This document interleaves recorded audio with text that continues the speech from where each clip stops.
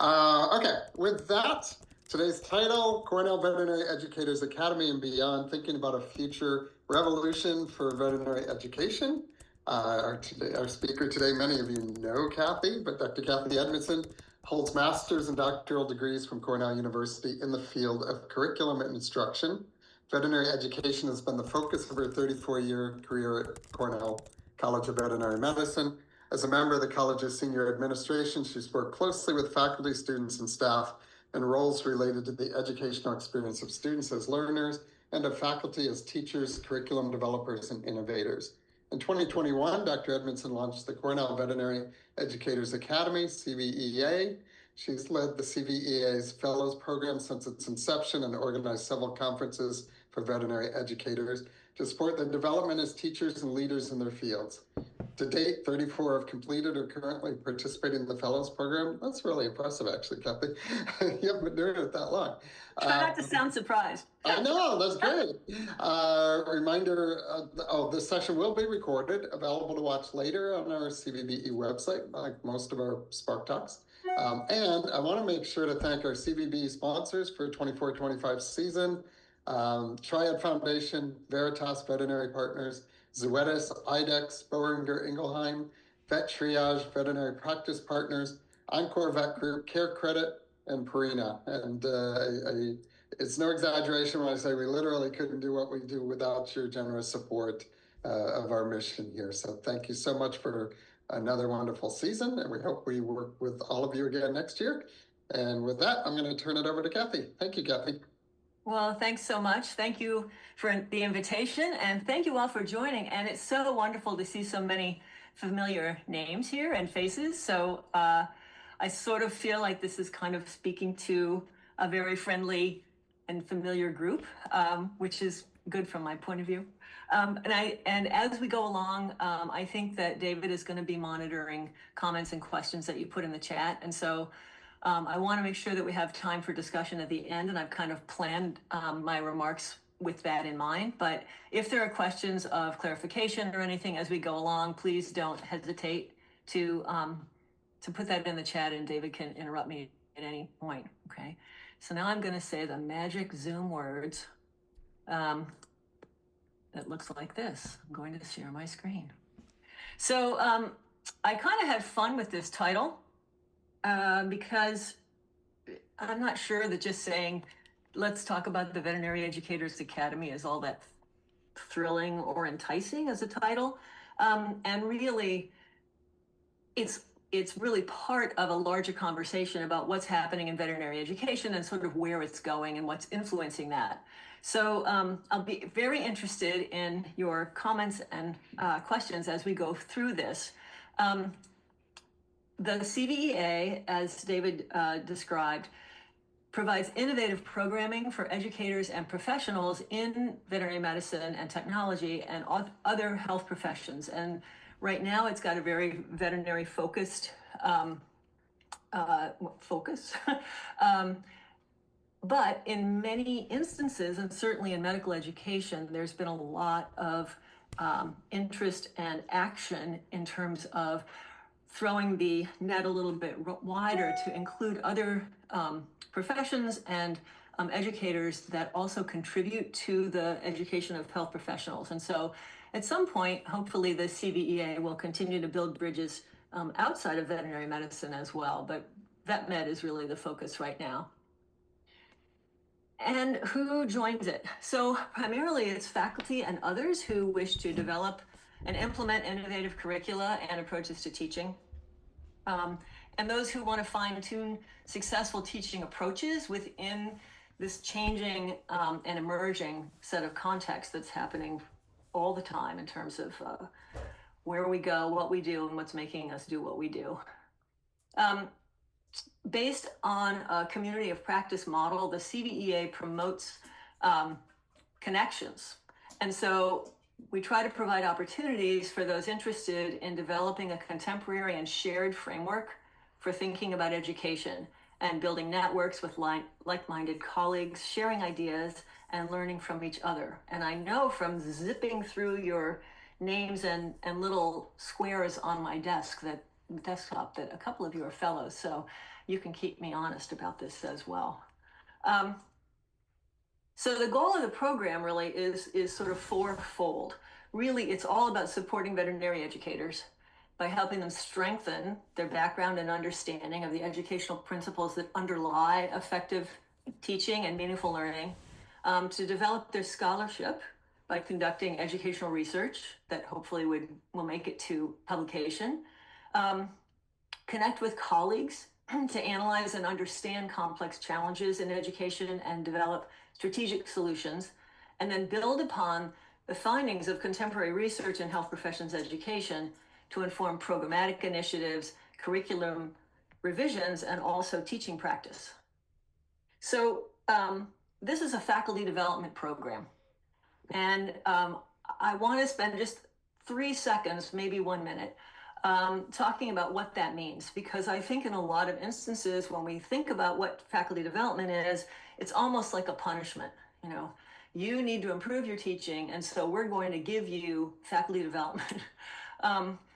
And it seems to be sort of the sort of general answer to all kinds of questions that may or may not really have much to do with teaching and what a faculty member does. But if somebody has a series of poor student evaluations, they need faculty development. If some institution wants to revise their curriculum, we need faculty development. Some of the connotations are positive and sometimes not so positive, because I think those who are receiving faculty development, it's almost as if it's being done to them instead of it being something that they're choosing to do, learning from, and enjoying. So the way that I interpret faculty development, I really start with a number of assumptions. The first one, faculty who want to be viewed as effective teachers. I can tell you that in the 34 years that I've done faculty development work, I've met one individual who doesn't care whether or not they're perceived as being a good teacher. Everyone else that I've worked with, and there's been a lot of them, care a lot. They want to be effective, they want to be better, they enjoy working with students, they care about students' success, they take it really to heart if they get negative responses. When they get constructive feedback, they do everything they can to try to incorporate that into what they're doing with in their teaching. They want to make a difference.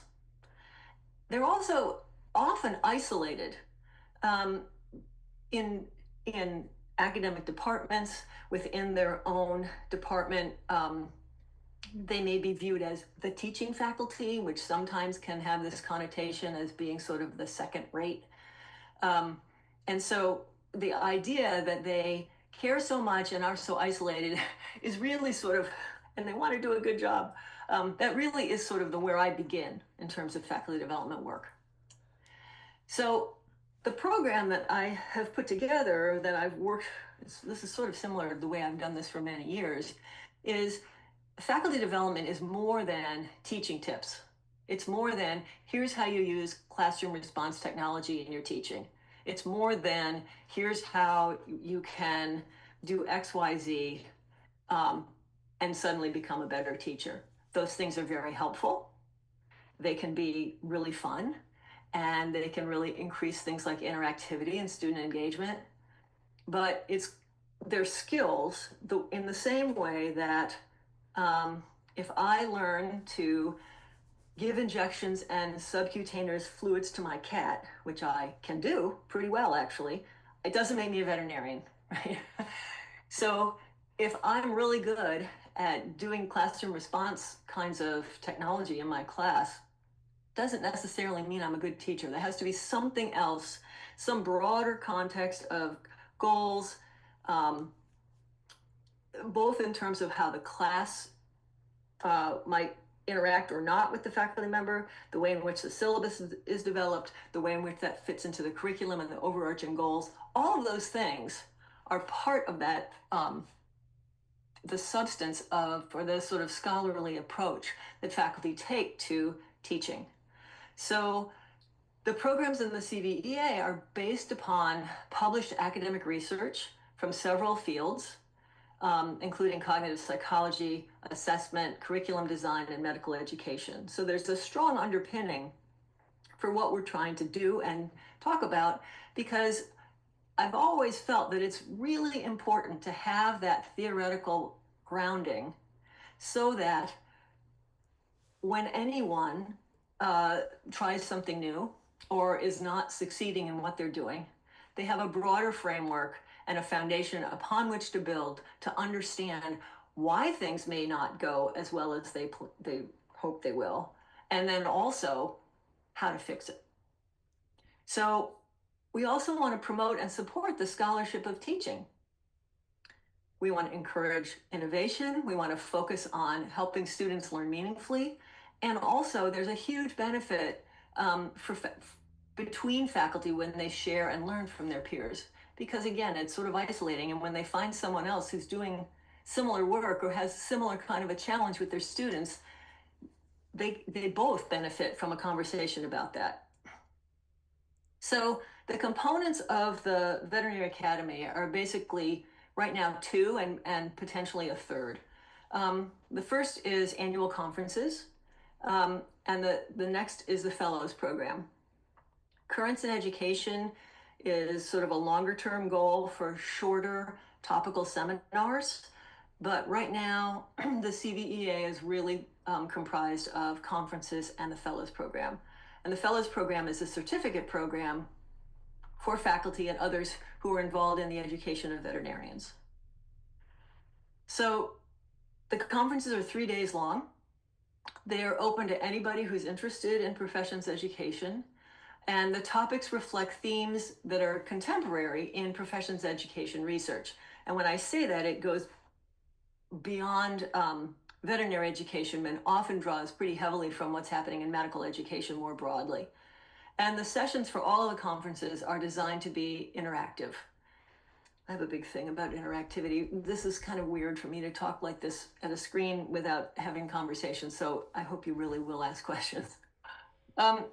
So the conferences have spanned a number of topics, and I just give you the titles to give you a sense of what we're talking about and what I think they reflect sort of our larger purpose. So the first was professions, professionals, and professional identity development that really focused on what's it like to become a doctor, to become a veterinarian, and what does that mean in terms of their sense of personal identity and how they might fit into and help define the profession.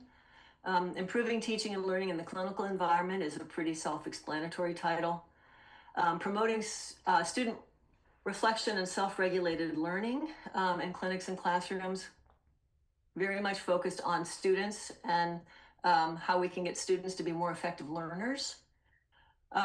Reassessing assessment, which was considerations for clinical competence and curriculum, looked primarily at how to assess sort of the softer skills in the context of clinics. So we all know, for example, that we want all of our graduates to demonstrate competence or maybe beyond competence in things like professional skills. But defining what those professional skills are, figuring out how to assess them, and then give feedback that's meaningful can be quite challenging. So that conference really focused on the breadth of sort of soft skills that we all value but have a hard time articulating. Educating generalists for adaptive expertise, I think, is also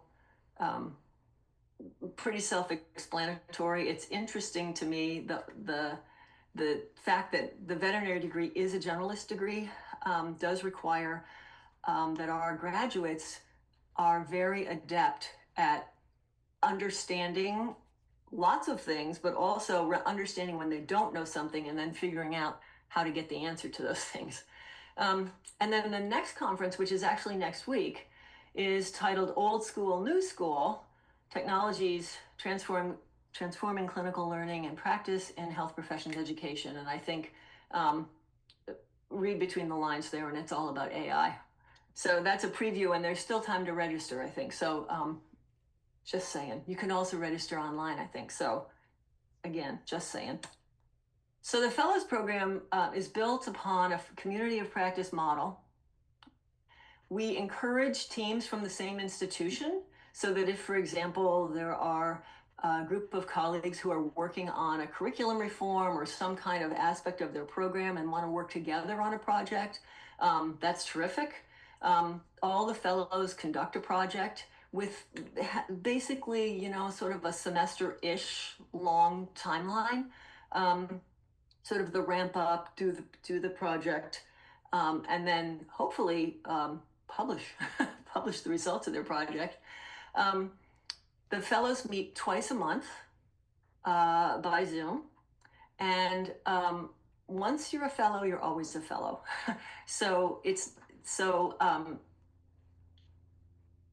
The discussions are sort of span not just those who've recently joined, but anyone who wants to come who's been in the program before. And so it adds a richness and dimension to the conversations that I think has been really terrific. There's a lot of peer-to-peer discussions, and for those of you who are fellows who are on this call, then for heaven's sakes, you can talk about that if you want, or tell me that I'm lying. Hopefully you'll say that it's working. And then they present the results of their project at a subsequent conference. So it gives them a little bit more of something to add to their resume, but in a meaningful way. And their projects have been incredibly wonderful, and it's been really great. There have been terrific contributions to the program. So who are the fellows? As David said, there are 34 people who either are in the program now or have been over the last couple of years. And they have been remarkably diverse, which has been really terrific. So I made this little pie chart on the right and was quite surprised when I actually did this analysis by what the results are. So the majority are faculty at veterinary colleges. And what surprised me was that 20% of those who are faculty are basic science faculty. And the remaining 35% of those who are faculty are clinicians. So there's actually a really nice blend. And it allows us to have conversations about the full 4-year experience and not just, how do we get students to do this one thing, but that there's this constant awareness of the whole trajectory of a student's experience. So certainly we have veterinary faculty. We've had clinicians who work in specialty hospitals who oversee intern and residency programs.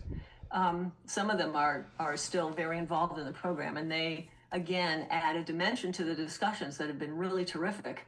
And, when we talk about things like, say, the admissions process at the veterinary level and the selection process at the intern and residency level, we find an awful lot of commonality, which has been really interesting. So there's been a real advantage of having such a diverse group.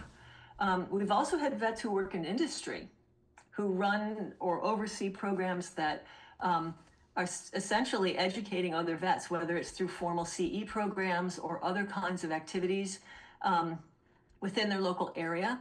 Some run mentorship programs in industry. Some offer sort of like regional support for their veterinarians.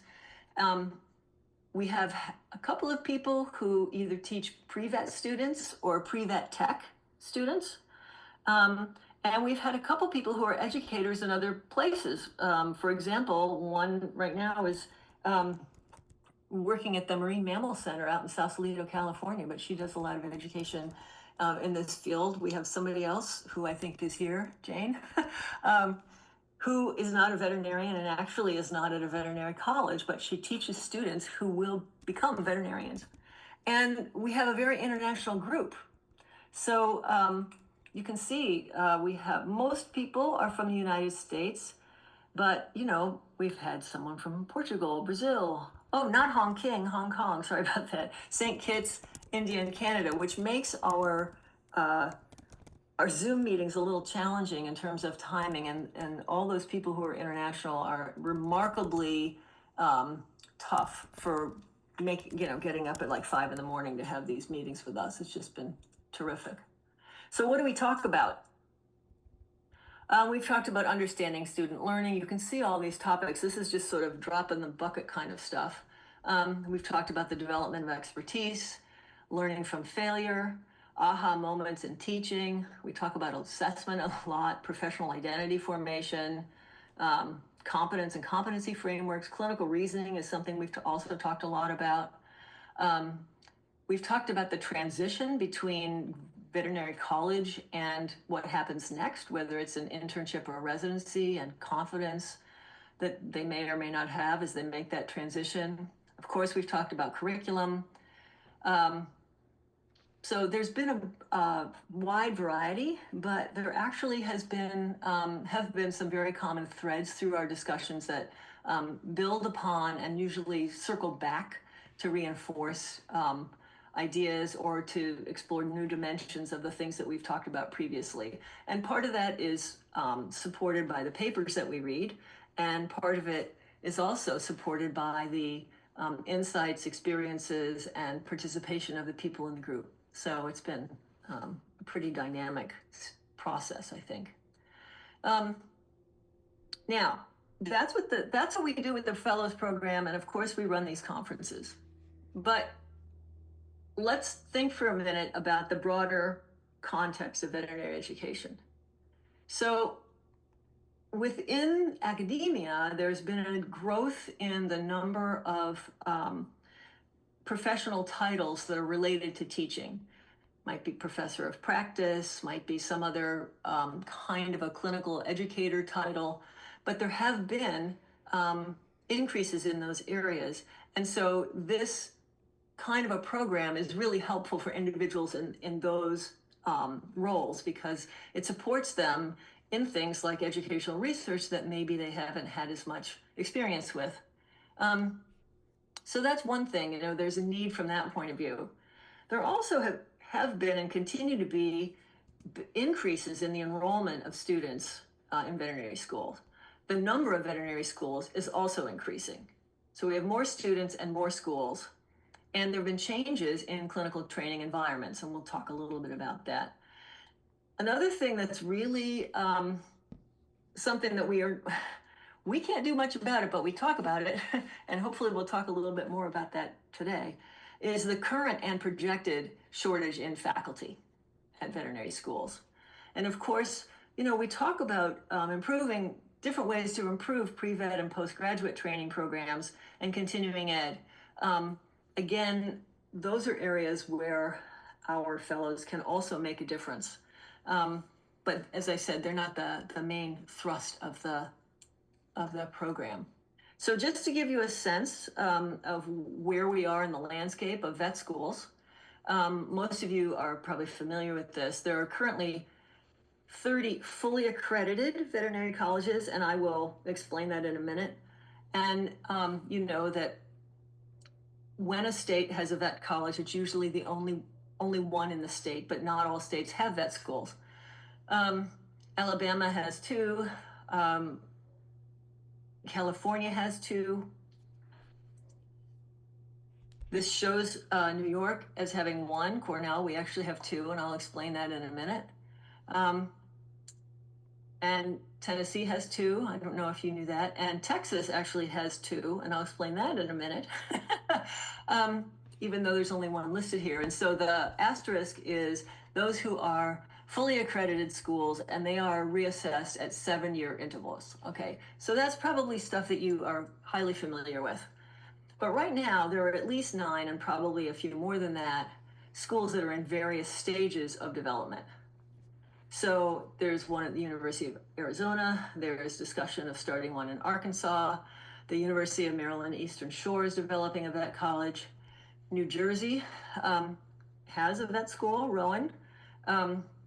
New York, our second one in New York, is at LIU. Puerto Rico has a new vet college. Texas Tech has recently started a vet college, which is the second one in Texas now. Utah State University is starting one, and there's also conversations about one in, I think, Wyoming. Now, the asterisks here refer to provisional accreditation.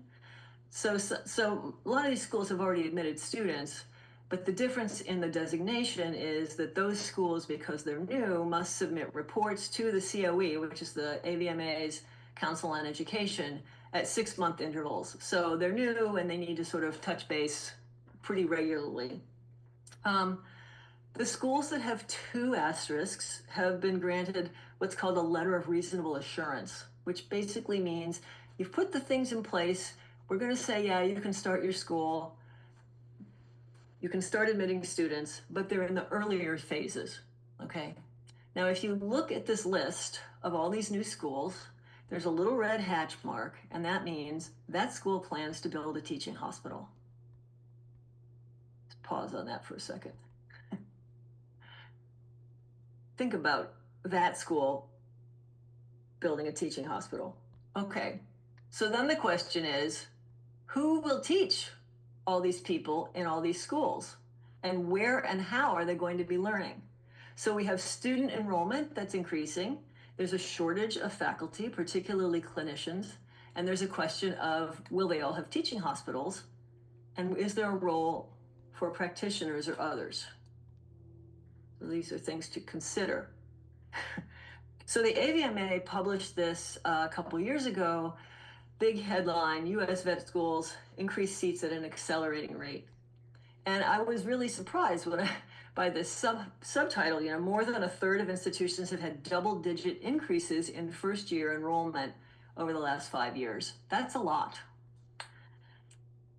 So this, since 1980, okay, so here we're looking at 45 years. This is the total enrollment in US schools, okay, over this time period. And you see that it's increased, and in the last several years, it's increased quite a bit. This is the first-year class size over the last 13 years. And again, this is just a closer view of that increase.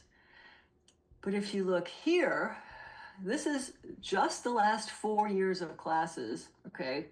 Well, 23, 24, 25, 26, okay? And these are the US schools. And this is a nice shot of the increase in enrollment over those schools, over those four years for those classes, okay? So there's been a pretty dramatic change. Now, this next one might make you dizzy, so hang on. So these are all of the vet schools, okay? That same data, classes of 23 through 26, and each bar for each school is a class year, okay? And, oh, good heavens. I'm trying to make my mouse go. Okay, so the second one here from the left, oh my God, is Cornell. And you can see, so the dark red is class of 23, moving over to the right, that sort of greenish one is class of 26. So, over the last couple of years, Cornell has increased a little, not enormously. If you look at some of the other schools, you can see, they started big, they've gone bigger. I'm going to try to move my mouse without going back to the last slide. If you look here, this is Long Island University. This is the second school in New York. This is their enrollment. They've only admitted 3 classes, so that's the data that, or at least this is the data from the 3 classes that they had admitted at the time that the data was gathered. Let's put it that way. And if you look over here, this is Texas Tech. So that, oh God, sorry about that. This is Texas Tech. And so again, they don't have a full data, but they made a big difference, from year 1 to year 2 in terms of their enrollment. Everybody's invited in enrolling more students. I learned from somebody at the AAVMC, which is the Association of American Veterinary Medical Colleges, that actually there have been some schools, one in particular that actually admitted 2 cohorts of first-year students a couple years ago. And that's not Ross, because Ross admits 3 cohorts of students every year, and that's their model. So we have lots and lots of vet students. So let's go back to this question about who's got the teaching hospitals. So among the new schools, all except Rowan, which is the one with the little red hatch mark, are using or plan to use the distributive model for the clinical component of their educational programs, which means those schools are not planning to build teaching hospitals. This is similar to what's referred to as workplace-based education, and there's a lot of discussion about the value of real-world experience. But essentially, the clinical component of those programs will take place in remote sites. Okay. Now, there are advantages to this, there are disadvantages, and lots of challenges. I want you all to think about these three questions as we go forward. You know, are there, I know that there are some partnerships already. Are there opportunities for new ones? What is the quality control mechanism for this kind of an arrangement? And the coordination, management, and logistics part of this is not insignificant. So let's think about how that might all happen. So this idea of the distributive model, where we distribute our students in different locations, is common in human medicine and in vet tech programs. It's also in place in veterinary education, but not necessarily for mainstream topics, right? So shelter medicine is a common one that our students will, they'll go other places for additional experience, certainly food animal medicine, and even even years ago, Penn sent their students to Cornell for food animal experience. Our students frequently go to different specialty practices for externship experiences to give them greater depth in the area of medicine that they're most interested in, like students who go to Kentucky for equine, for example. Our students go to research institutions. They if they're interested in aquatic animal medicine, they've gone places. So this idea that students can go somewhere else for clinical training has existed. What's different is the deliberate, the plan at the outset for all of the clinical education to be somehow delivered or experienced in remote sites. There's also a question of what about clinical training centers that aren't universities? Some places go use something like that. Should they be in a rural environment? What about an urban environment? So this idea of where a student's going to go has lots and lots of implications and questions around it. And, from the one side, you think, well, maybe an urban environment would be terrific because the caseload's higher and the diversity of clients might be different, and maybe that's really great. But on the other hand, rural areas are highly underserved. And maybe this is a way to contribute to rural communities, but what's the quality of education that students would get there, right? So this idea of a distributed model, I think, goes well beyond, putting bodies in slots at different practices. So this is something to think about. So now let's look at it from the faculty side. We have lots and lots of students. We have new schools forming. We have fewer vet hospitals forming that go along with those new schools. And so what's happening? How are these students being trained? So the AAVMC published a report last year that focused on shared appointments between academia and private practices. So here's just a couple of excerpts to give you a flavor of it. So shared faculty appointments for clinical specialists are common across AAVMC member institutions. Overall, more than 70% of the respondents to their survey indicated that within the last 10 years, their institution has employed clinical specialists as faculty who were concurrently employed in the private sector. Of these, 2/3 have engaged these clinical specialists in the preclinical curriculum, a practice that was somewhat more common in international settings than in the US. I'm going to pause there because I thought that was very interesting. 2/3 have engaged these clinical specialists in the preclinical curriculum and not just in the clinical one. So in the fall of 2022, the AAVMC's member institutions reported 403 FTEs, full-time equivalents, of funded unfilled faculty positions. So those are US vet colleges saying, here's the number of people we need right now for our faculty. By the fall of 2023, okay, this is 1 year later, the number had grown by 18% to 474 FTE, which represents a full 10% of the total US veterinary workforce. So there's an enormous demand for faculty. This is before we have some of these new schools. Now, proportionately, this situation is worse among clinical faculty, and that's consistent with the broad-based shortage of veterinary specialists that was characterized in 2022. But with an additional 10 plus veterinary colleges or schools currently being launched, requiring conservatively a total of 50 new faculty per institution, the overall veterinary faculty shortage stands to increase to a total of nearly 1,000 in the next 5 years. That's a lot.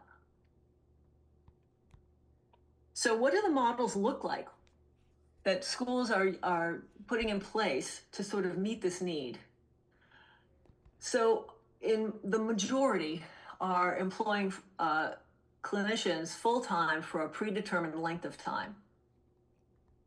But some are employed part-time on an ongoing basis for a predefined number of hours a day or a number of hours of weeks. Some are employed with a part-time percentage of their effort, and some are paid on a per service basis. So what are the strengths and limitations of this kind of an arrangement? Well, students benefit from real-world experience that isn't academic. They get to see and experience different clinical perspectives. Faculty members actually might like it because it relieves them of sort of doing the same thing all the time and allows them to maybe see more varied or complex cases than they might otherwise have if they were focused only on teaching vet students. There's a benefit of having a longer term relationship with whoever the educator is, and let's say it's a private practitioner, than a series of locums, which is a very common solution that many schools use for hiring a series of very part-time clinicians from other places who come and do short stints, usually like 6 weeks at a time or something brief. So there's a little bit more continuity if there's someone who's there on a more consistent basis, right? And it helps them understand more about the program in which they're working. Now, there are some real issues here. There's conflicts of interest and commitment among the people who are hired and those who are hiring them. How sustainable is this? Where are these people coming from? Where will they stay when they're at your school? There can be inconsistency with teaching styles and an unfamiliarity with the pedagogical methods, both that are being used in general and then also at that school, which may have a very specific kind of a program. They may not, and often don't, I don't think, engage with the larger curriculum. And when something comes up in their practice, like an emergency, that tends to take priority. And then the question then is, well, okay, should they be specialists or should they not be specialists? And if we're going to have that kind of cooperative or partnering kind of a relationship, what's the best profile of the clinician who's going to interact with vet students? And at the same time, within the larger world of veterinary education, so now we have lots of students, we have a shortage of faculty. Now, over the last decade or so, there's been a real shift toward competency-based curricula. And the AAVMC sponsored the development and publication of this document around creating a framework of competence that all students should attain. They've actually just revised this. But the idea is that it should be used as a scaffold upon which the curriculum and assessments are going to be built. So key to this is that learners should be assessed longitudinally across the program for each competency that's in the book, okay, to ensure that graduates have achieved the necessary outcomes by the time that they graduated, all right? So then the question is, okay, well, how's that going to happen? What's it going to look like? because everybody learns differently. So I just want to say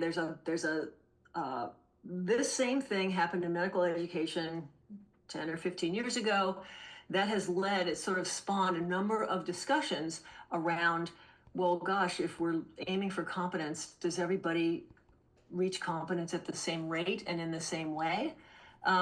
So there's been some research on learning curves, and I'm not going to go into great detail on this, but the idea is that by analyzing all this data that's being gathered around all these learners, there are ways to plot how much effort does it take over how much time before an individual reaches competence, okay? And then instructors can then take that data and look at a class or an individual and try to figure out how best to target the resources that they have to help them learn, okay? So these are examples of learning curves. Don't spend lots of time on it. Just notice that the one on the left has an individual whose learning is sort of inconsistent. Some things take longer than others. And then over time, it sort of evens out, okay? Same with the one on the right. These are experiences. How many times does anybody have to do something before they're considered competent? And these are just over specific skills. There's lots and lots and lots and lots of things that we could say about how much time it takes for anybody to develop competence in zillions of areas that we're asking for. Okay, so this then has led to a conversation in medicine about something called precision medical education, where this is really all about looking at those learning pathways on an individual basis, and then targeting the education to the learner's need, okay? So now it's very individualized, and it's definitely moving in this direction. And part of what this is bringing along is a conversation around shortening the length of time to the MD degree, depending on how any individual excels in meeting the competencies that they have set. So, okay, what does this mean for us? Well, we're in the same, sort of that same cycle. Because we're tracking competence for all of our students now, it gives us a whole lot more data on who's advancing, who's not, where are sort of the sticking points, how to target those areas of learning. How individualized can this become? Is there a conversation around variable time to degree? What's the role of educational technology or AI? And is there or are there new models for clinical instruction? What should the partnerships be, or could there be, between the private sector, between educational institutions, et cetera? Okay, so the next part then is sort of bringing it back. Okay, well, gosh, this is a really, really interesting landscape, and I think this is all going to start coming to the fore in the next probably 10 to 15 years. So what does that mean for this group? So one is leadership. So Julia Felipe, who's on this Zoom, is the new director of the CVEA, and she's going to develop great programs and continue to carry the flag forward in lots of really exciting ways. It will definitely influence our programs. What will the programs look like that are going to be sort of offered and developed and maybe supporting some of these other bigger initiatives? Who will the participants be? Hopefully they'll be sort of the same kind of diverse crowd, but who knows? And what partnerships might there be? Is there an opportunity for the CVEA to have a partnership with some other external entity? I don't know. So with that, I just want to say, okay, what questions do you have? And let's have a discussion. So unless there's something that you all really want to see again, I'm going to stop sharing my screen and just do one more plug for This Is Who We Are. And what do you think? I can see that some people have put comments in the chat, but beyond that, I can't tell you. So what's going on here in your minds? Let me stop sharing. Yeah, Kathy, we have some very good comments and questions in the chat here. So okay, maybe we'll start off with that. This one from Ken. While the distributive model has less chance of research, sounds like there's more focus on ability to practice. Students interested in research can seek out those opportunities. What are your thoughts on that? not so much a question, I suppose, but. Well, I think, different programs have different levels of flexibility in terms of what they allow or encourage their students to do. And I don't know enough about the details of a lot of other schools. Cornell does offer a lot of flexibility, I think, for students within their 4 years to seek out those kinds of experiences. It's one thing to have the student be the driver of that, to do that seeking out, and another for the institution to say, if you're interested in research in these various areas, here's how we can help you do that. I don't know how that's going to play out. We often, even for externships for students who, let's just say, want more experience doing surgery, the college usually doesn't say, here are all the places you should or could go. The student usually comes and says, this is where I want to go. And the college's only sort of gatekeeping in that instance would be around an evaluation of the program, whether or not they could get academic credit. Right. I don't know if that answers your question. I was at the state veterinary society meeting, executive board meeting last week. I was actually surprised how many practices already have students coming through from some of these distributive model schools. Actually, some of them quite distant, but because they're scrambling to find sites, are sending students everywhere. So some of you in this meeting, in this session, may already have students coming to you. If not, you will likely get asked. So this is a real thing for sure. Oh, it's a real thing. Yeah, with a lot of need going forward. Doug, you let's see, Doug Aspros here. Oh, Doug. Yeah. Doug's going to have a comment. We failed to focus on graduating confident GPs. Doug, do you want to just ask the question? Sure, yeah. I mean, good, thanks. Well, I was just up at Cornell for reunion last week, so some of the stuff is fresh in my mind. Like we're training the vast majority of our graduates to be general practitioners, and yet I don't feel like we're training them to do that. That we've over time developed the sort of traditional model of the teaching hospital, which has become more and more, tertiary care, and unsustainable in terms of a business model for any new programs. And then we're graduating people who feel unprepared to get out and kind of do the work. And so there's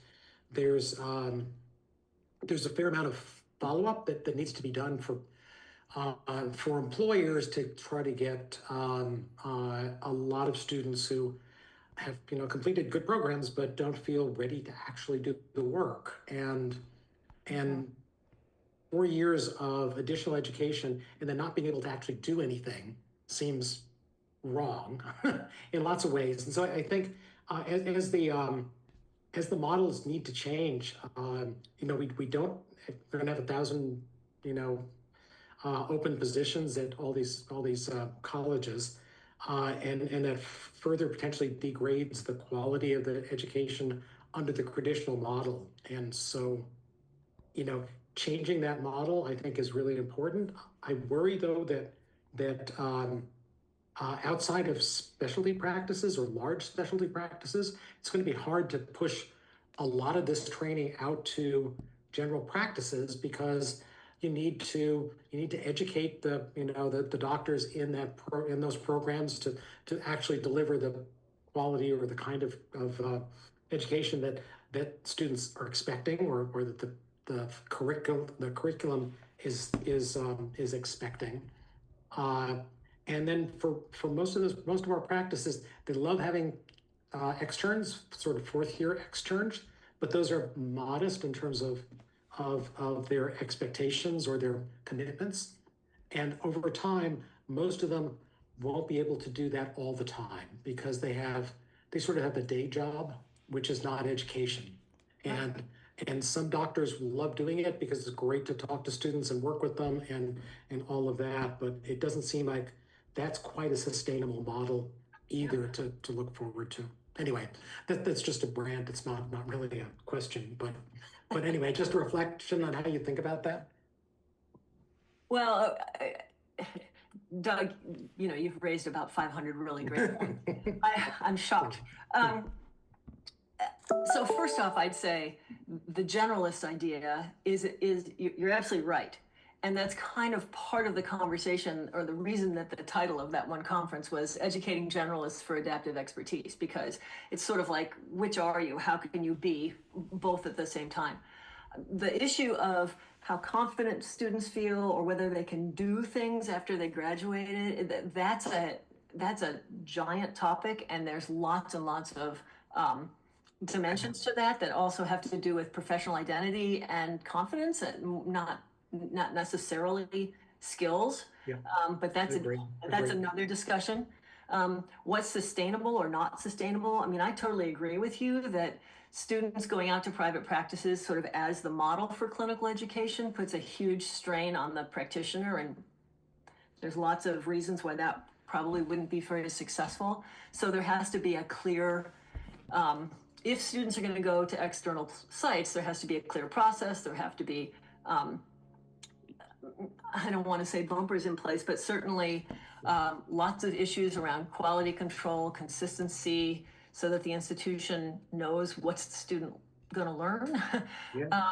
Yeah. There's multiple dimensions to that also. So I think this stuff warrants a lot more conversation, and I'm not sure that because right now I think many schools, I don't want to say most, many schools are so focused on the competency-based model, which is it's not really new, but it still feels new for a lot of faculty who are making changes in their curricula to sort of support and advance that kind of a model. That's all consuming in terms of their bandwidth. And a lot of these other issues are not part of their day-to-day conversation, but I think at some point they are going to be.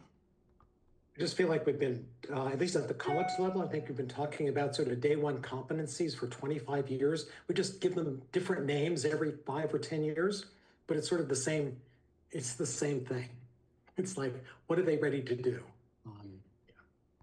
Right. And what should they be ready to do? Right. Yeah. And everybody's got an interesting answer to that question. I know. Yeah, I feel like that's evolved even since I graduated a lot. Somebody mentioned, Kathy, I think you talked about the soft skills, communication skills. That was Doug again, I think, about like, that's so integral now that it's not even a soft skill anymore, right? Like, if you can't do that, you can't get client compliance and all the other stuff that's important. So no, it's all spectrum of care now. Go ahead. Right. That's right. What else?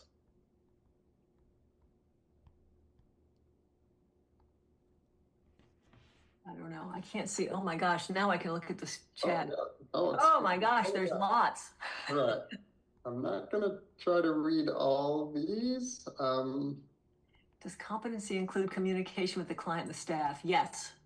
That's a quick answer. Yes. Very much so. Katie Murphy has a question. You want to just ask your question, Katie?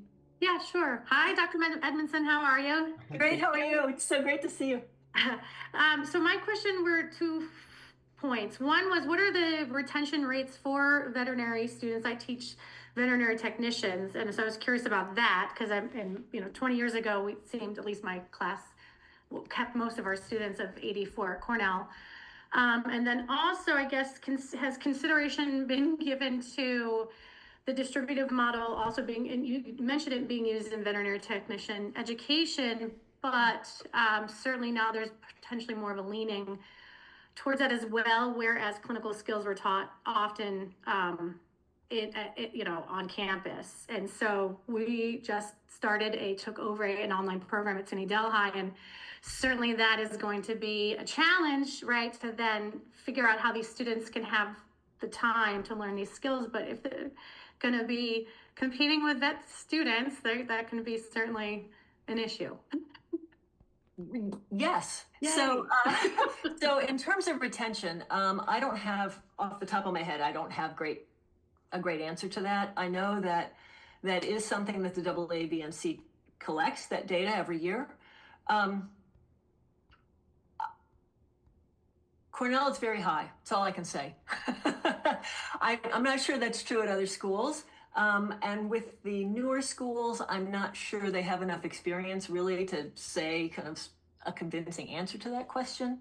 The issue of competition with other students from other health related fields is absolutely true. In human medicine, actually, there's a tremendous amount of competition between graduates of U.S. medical schools trying to get into internship at mostly residency programs, right? Because intern year is part of the residency, and those from international schools. And because it's that same idea, right? There's a limited number of places where who can offer these programs, and then the quality is also really important. So within human medicine, there's been a lot of discussion about that topic and whether or not there should be some kind of a mechanism somehow to ensure enough space for everybody, put it that way. All right, that's great. I think we're just about out of time. I think that's the best discussion we've had all season. So thank you for the questions. We're ending on a strong note. That's great. There was one thing you mentioned about faculty feeling isolated, junior faculty, and of course I certainly remember that feeling as well, since we weren't really taught to teach in vet school necessarily back in the day, and then they come back as an instructor, and then what I still call the new curriculum, but the problem-based learning curriculum.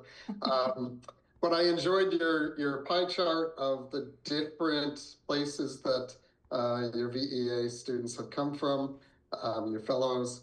Private practices is still a small percentage there. And for those of you here from private practice, I encourage you to really think about this again, that isolation. If you think about our students, by the time they get to graduation, they're just learning to be veterinarians and they want to be great vets, but they're really good at learning, hopefully by that point, and what they want to do. I remember hitting that kind of wall as soon as I was out in practice and feeling very isolated, as you say, and not knowing then what I was going to do for continuing to improve my skills. So I think that the mentorship, there's a really, I think there's huge value to the practices that can figure out how to incorporate this, and especially if it's through a formalized program like VEA, and making sure your folks have the latest information on how to do it well. And I think it's a sustainable competitive advantage for the practices that can do that. So I'm thrilled to see we had some of our sponsors here. But I'm going to thank our sponsors again: Triad Foundation, Veritas, Veterinary Partners, Zoetis, IDEX, Boehringer Ingelheim, VetTriage. I know I saw Shadi here. Doug, Veterinary Practice Partners, thank you so much. Encore Vet Group, Care Credit, and Purina. If I've skipped others that were here, I apologize, but I'm thrilled. We had good turnout, great discussion. Hope everyone has a great summer. Kathy, thanks so much for doing this. Thank you. Great topic. So, no, thanks so much. And thanks to all you alumni who are here, who I don't get to say hi to individually. Thanks for being here. Exactly. All right. Thanks, everyone.